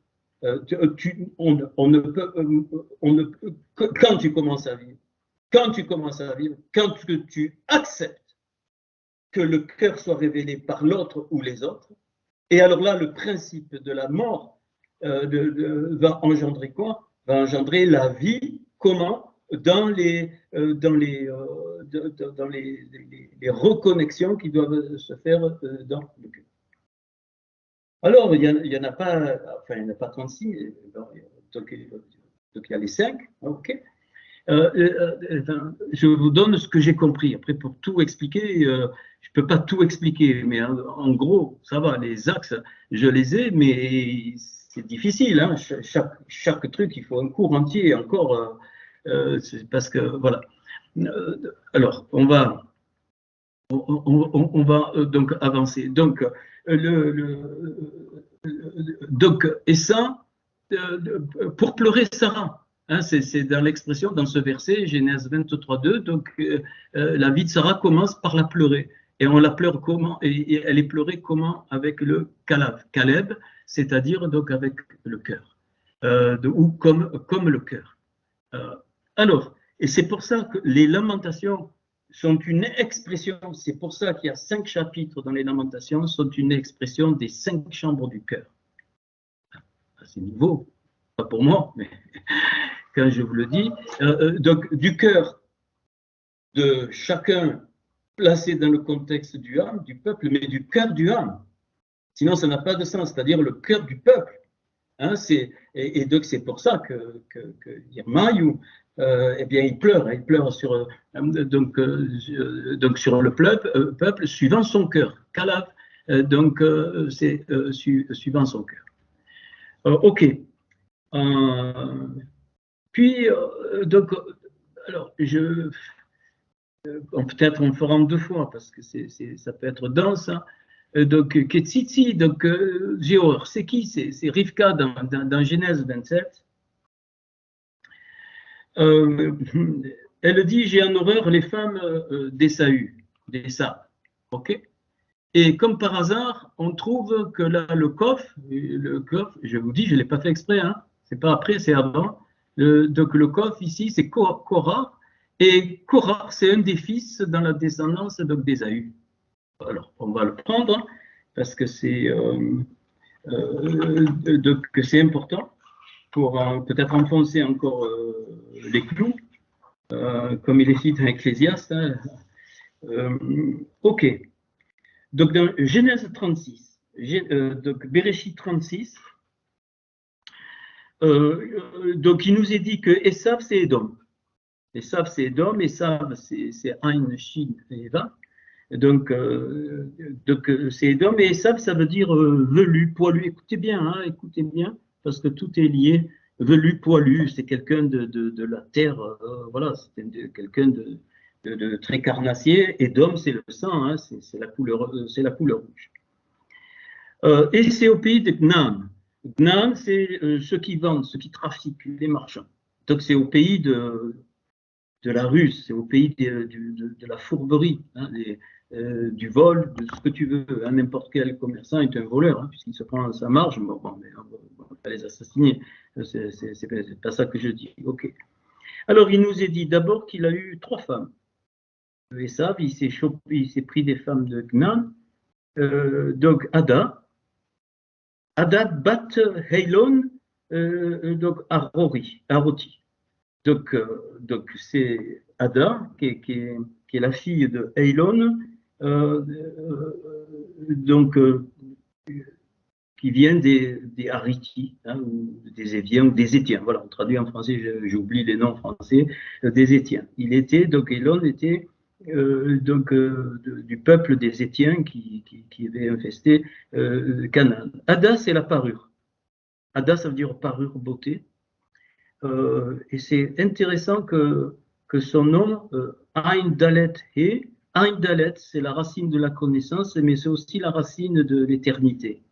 Donc, mais il y a le He devant, donc c'est-à-dire c'est un souffle, donc c'est une parure, une beauté.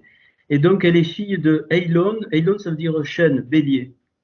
Et qu'on traduit aussi comme quelqu'un a un gros ventre, on lui dit Heilon. Donc en hébreu, donc c'est la prééminence du corps, de la bouffe, c'est un symbole, on va voir.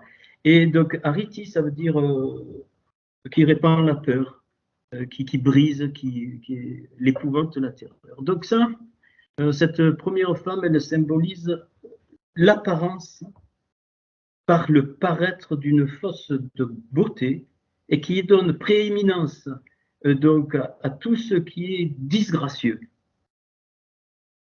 Vous comprenez dans quel monde nous sommes rentrés, vulgaire, tout ce que tu veux. Donc voilà, et qui s'impose comme par donc une frayeur. Donc, mais surtout, c'est l'apparence par le paraître, ce qui ne tient pas. Première femme. Deuxième femme, c'est Aolivama, donc et Anna, donc ça c'est donc la fille de Anna, et donc Anna c'est un père, hein, et donc fille de Tsivéon, et lui c'est un Évien, donc Arivi. Ok, alors c'est la tente du haut lieu. Olivama, ça veut dire tente du haut lieu, hauteur, les hauteurs. Et donc, Anna, c'est l'accusation. Accusation. Et donc, fille de Tsivéon. Tsivéon, c'est une teinture colorée. Donc, ça vient du mot tseva, teindre, pour tromper. Teindre pour tromper. Donc, c'est des villages, c'est-à-dire c'est un ensemble. Et c'est quoi? Donc la coloration ici, cette femme, c'est ce qui cache le vrai. Donc ce qui cache le vrai et qui ne va pas, dénicher derrière, eh bien ce que c'est. Elle est colorée, c'est coloré et c'est accusateur. Donc accusation, par le mensonge de, on sait d'une liste de choses à faire ou pas. Ok.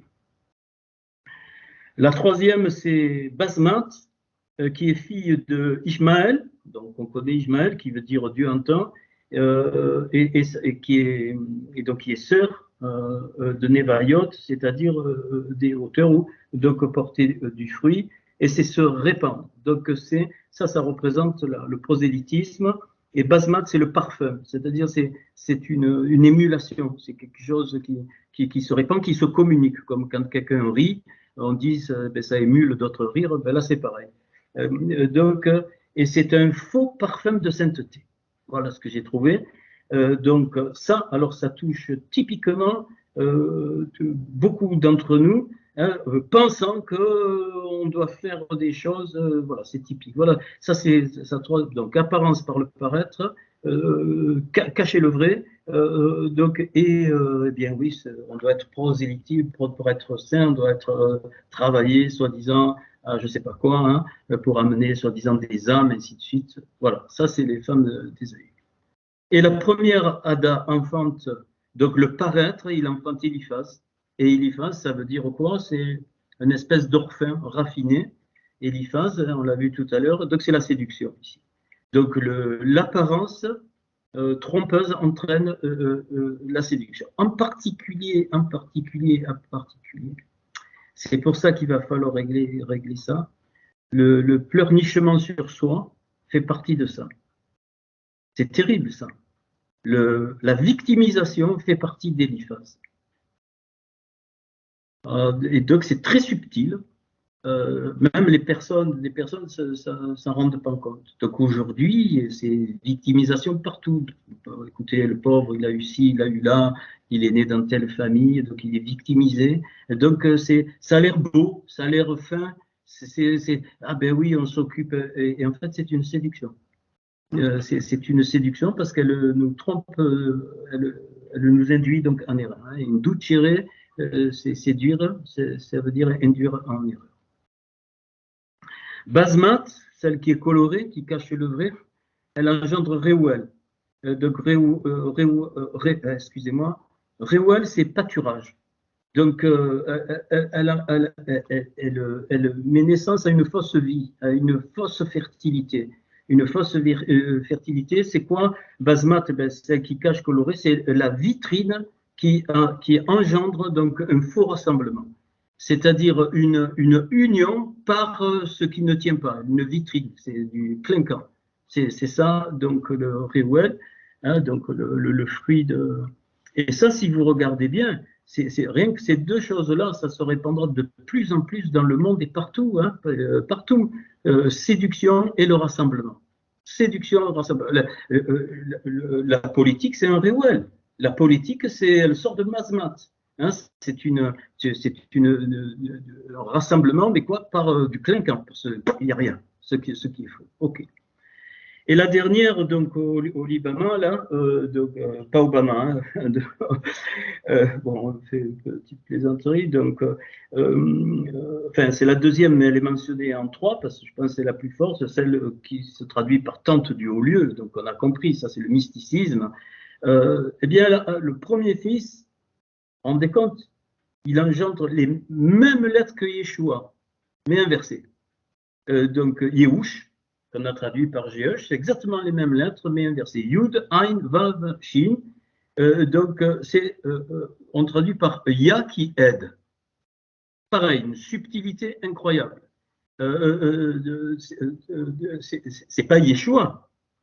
Yeshua, c'est le principe de l'existence, le principe de la liberté, c'est inversé, c'est soi-disant Ya qui aide. Donc, c'est humain, très humain au nom de Ya. Ok. Puis le deuxième, c'est Yaléam, Yahalam, pardon, qui veut dire caché d'ici.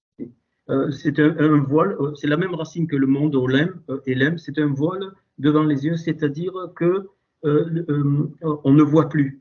Donc les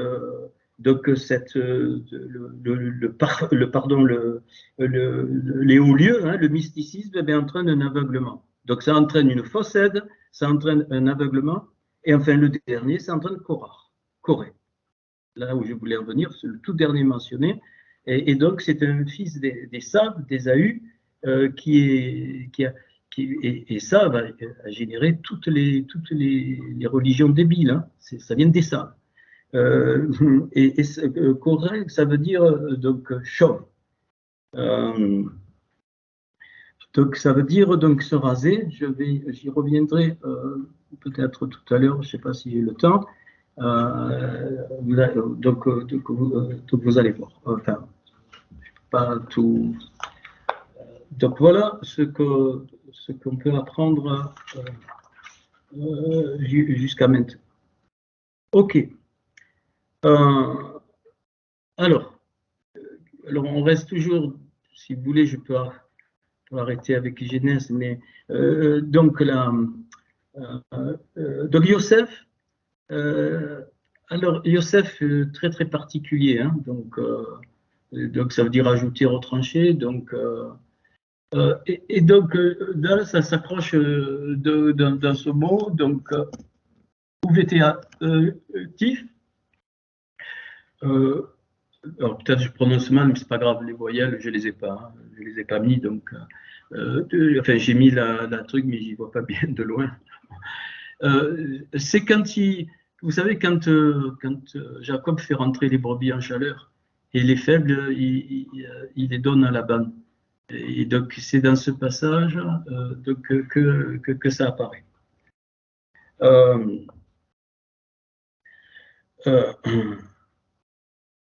Le fondement, c'est quoi, Yosef? Hein, donc, il est dans la séphira du Yesod. Donc, et le Yesod, ça veut dire Sod. Yesod. Faire le Sod. Faire le secret. Chercher le secret. Voilà le fondement. Et ça ne peut être que ça. Parce que c'est dans les profondeurs qu'on trouve le fondement. C'est pas dans les profondeurs par rapport à nous. Hein. Alors, évidemment, si on inverse l'arbre, c'est dans les profondeurs de l'arbre, mais de l'arbre qui sort des cieux, de l'arbre qui sort des mondes d'en haut, pas de l'arbre qui sort de la terre. Donc, et donc Yosef, vous voyez que vous avez presque la même valeur que Yesod. Et donc, les brebis, elles sont soit ajoutées, soit retranchées. Soit ajoutées, soit retranchées. Mais retranchées, il les donne à Laban. Et donc, Laban, ici, ça veut dire blanc, ça veut dire blanc trompeur, mais ça vient de là, le mot Liban vient de là, mais ça a un autre sens aussi, ça veut dire qu'il faut que le fils, donc le principe du fils, Laban, pour Ben, pour le fils, pour les rendre bâtisseurs. C'est-à-dire, c'est donc une étape de reconstruction. Voilà. Donc, toutes les brebis faibles, eh bien, elles vont rentrer dans Laban. Donc, c'est pas négatif, hein, c'est un monde de la réparation, mais par le principe du Fils. Et le principe du Fils, c'est la Emouna, ce qui est dans le Adam Kadmon, c'est-à-dire remettre à sa place dans le cœur ce que c'est la vraie Emouna. Okay.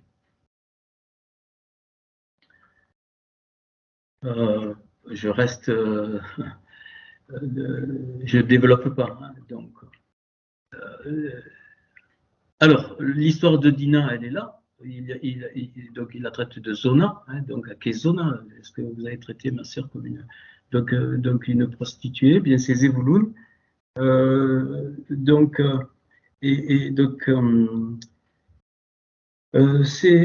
alors, il faudrait lire donc nombre 10, enfin, pas nombre 10, mais donc il faudrait, pardon, excusez-moi, il faudrait lire ce passage. Et donc, Zévouloun, si vous regardez bien donc le mot, hein, donc ici, donc Zévouloun, c'est le début de Zévouv. Donc, c'est les fameuses mouches. Hein, de Ecclésiaste 10, les mouches mortes infectent l'huile du parfumeur. Donc, ok. Et vous savez que donc infect, le mot c'est infect, font fermenter quoi? Donc l'huile du rouquette. Rouquette, c'est le parfumeur, et rouquette, c'est la même racine que rouard. Qu'est-ce que c'est? Il y a plein de mouches mortes qui arrivent dans notre rouard et que nous avons récupérées si nous ne le savions pas. Eh bien, c'est quelque chose vraiment à comprendre parce que c'est une des clés. Une des clés qui va libérer notre cœur. Le Taneshama, elle est parfumée. Elle est parfumée par le souffle de Hachem.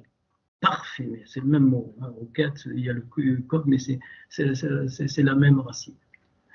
Et souvent, et donc dans ta rouard, c'est-à-dire là où il y a les sentiments, là où tu as la volonté, là où tu ressens la peine, la joie, la colère, ainsi de suite, eh bien, tu as des mouches mortes. Et ces mouches mortes, elles vont bloquer le souffle de Hachem pour qu'il puisse descendre jusque dans la nefesh. Et c'est pour ça que eh bien, la nefesh reprend le dessus. Et au lieu d'être un lamed, c'est-à-dire avec les parties en haut, les parties de la raya et de la yerida, je vous avais fait ça, de la yerida et de la raya en haut avec le plateau de la neshama vers le haut, eh bien ton plateau descend et c'est la nefesh qui domine, ça vient de là. C'est pas la tout vient de là. Les mouches mortes infectent l'huile du parfumeur, donc et c'est Zévouloun. C'est pour ça qu'il est dit habitation pour Zévouloun, c'est-à-dire il n'habite pas comme une prostituée. Et donc ça veut dire que ta rouard peut devenir une prostitution quand tu gardes les mouches mortes. Les mouches mortes, ça peut être tout. Hein, des choses qu'on croit avoir soi-disant réglées par, je ne sais pas pourquoi. Non, non, non, non. C'est à toi, elles sont mortes, elles n'existent plus, elles n'ont plus de vie, mais elles fermentent l'huile du parfumeur, et donc eh bien, de ta rouard, c'est-à-dire de ta volonté, de ton souffle à toi, tu les expulses. Point final. Justice, pas justice, rien. C'est toi qui dois les souffler. Et ça, donc, il ne peut pas y avoir dans le visage du Hatikyomi, il ne peut pas y avoir de mouche morte. Hein, les ébouves, elles ne peuvent pas donc exister. Clair, hein, voilà. Il n'y a qu'un seul moyen, c'est que quand elles sont révélées, eh bien, le pu, il sort, tout ce que tu veux, mais après, c'est fini. C'est-à-dire, tu les prends et tu les jettes. C'est fini. Il n'y a pas de conneries, de demande de pardon et de ci, et puis ça recommence. Non, non, non, non, non, non. Et là bon, voilà.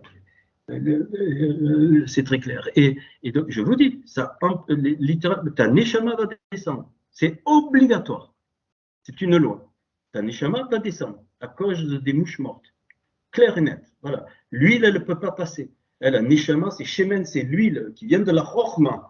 Et donc, et le parfum s'exhale dans la rouard, par la rouard et descend jusque dans la nefesh. Mais donc, le parfum de l'huile ne peut pas descendre. Et si le parfum de l'huile ne peut pas descendre, la nefesh prend le dessus.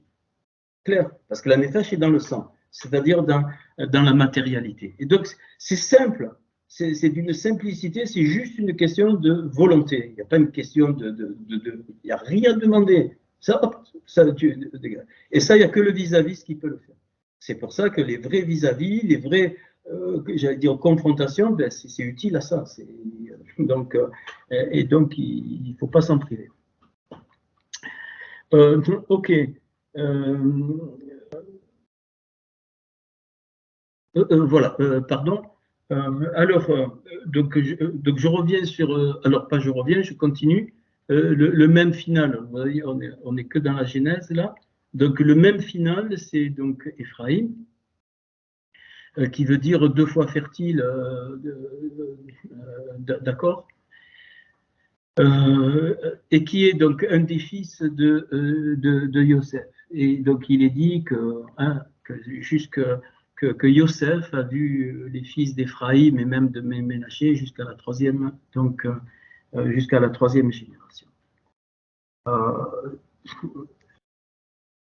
Donc, Yosef c'est très particulier. Donc, donc les deux fertilités de Yosef, ça va être un développement de la bina et de la rochma dans son cœur. À un moment donné, nous serons éprouvés, testés comme Yosef. Peut-être pas dans la même force. Il faut quand même se rappeler que Yosef, première histoire, qui est le fondement, c'est le fondement, c'est-à-dire c'est le secret. Quel était le secret? Quel était le secret de Yosef? C'est qu'il avait compris, plus que compris, qu'on ne pouvait pas nommer Hachem. C'est comme un peu l'histoire de Job, mais en plus pour moi, Yosef, c'est du shemen, c'est de l'huile, de la chorma directe, et qui tombe dans l'eau de ce monde, dans l'eau de ce monde, et elle ne peut pas se mélanger. Si tu te mélanges avec l'eau de ce monde, enfin de ce monde ou de la religion, de tout ce que tu veux, tout ce qui ne sort pas de la Torah, c'est qu'il y a un vrai problème. Et donc, et là, on ne peut pas. Il faut une séparation du shemen, de l'huile et de l'eau. Dans le mot Mashiach, bon, je voulais tout vous faire, mais je crois que je vais. Donc, ouais, je ne sais pas si je vous fais tout, ça va être beaucoup. Certains sont fatigués. Dans le mot Mashiach, donc il y a le Mem et le Shin, donc le Yud et le Ret. D'accord? Donc le Mem, c'est l'eau, Maïm. Le Shin, c'est Shemen, c'est l'huile. Et puis si je continue, donc le Yud, c'est Yain, c'est-à-dire donc le vin. Et le Ret final, c'est le Halav, c'est le lait.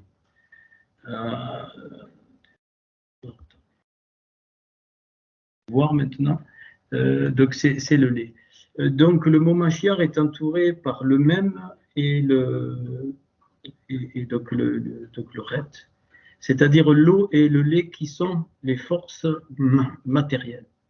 Mais ce qui donne le goût à la vie, c'est le Shin et le Yud, c'est-à-dire c'est l'huile et le vin. Et Yosef, c'est pour ça que donc il a ce songe et donc il voit donc celui-là qui distribue le vin et puis celui-là qui distribue donc le pain. Un il les égouillait, l'autre il reste et donc là il comprend.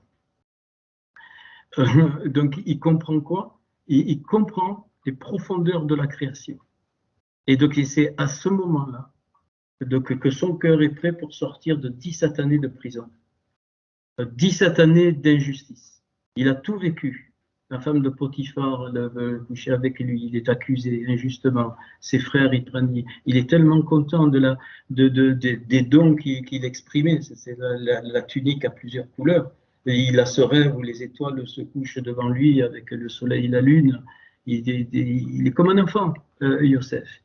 Mais ce qui est très beau, c'est que la saveur de sa vie, et ça sera exprimé par Ephraïm, les deux fertilités, c'est-à-dire le Shin et le Yain, donc le Shemen et le Yain, donc l'huile et le vin.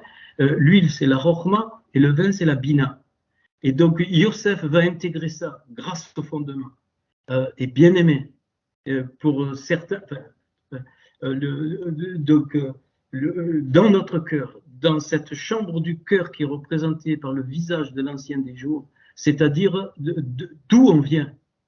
Ça ne veut pas dire qu'on va comprendre, mais d'où on vient, eh bien, il faut que le Shin et le Yud restent au centre.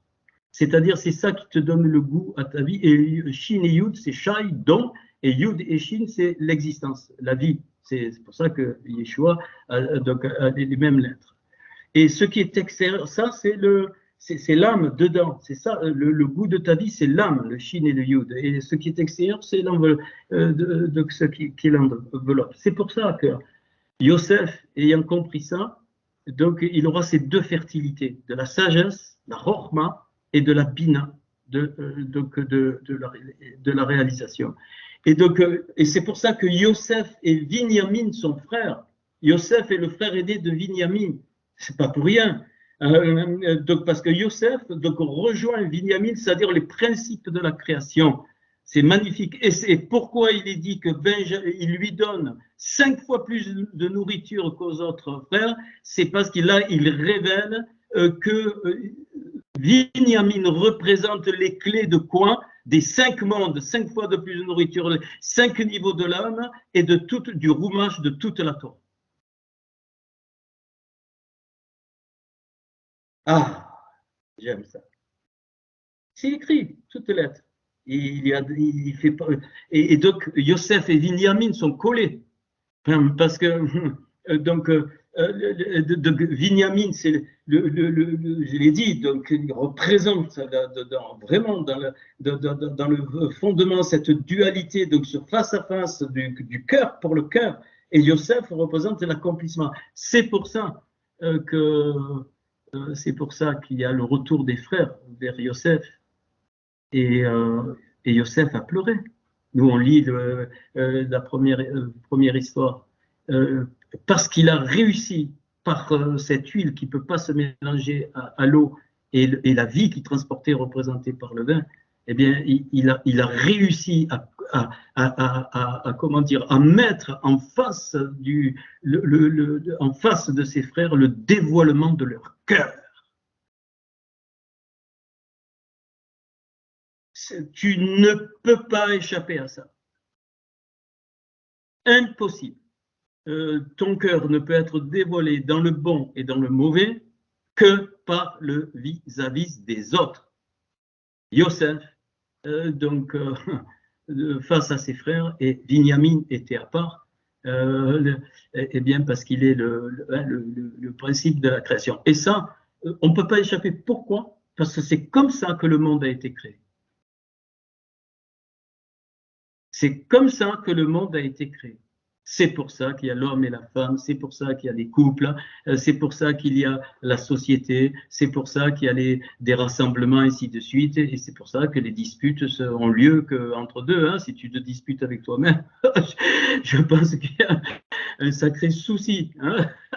Et puis si tu te congratules, tu t'envoies à toi-même des SMS, tu es super, Christian, il y en a peut-être, c'est débile, complet, voilà.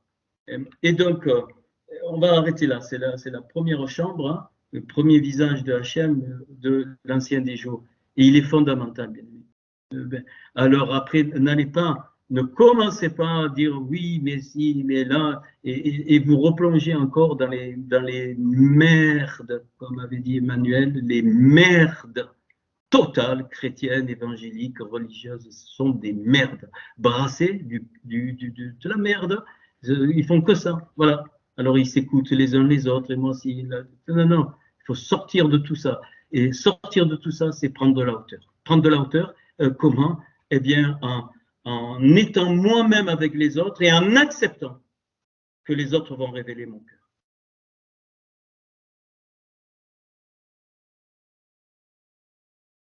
Donc voilà ce que nous apprennent.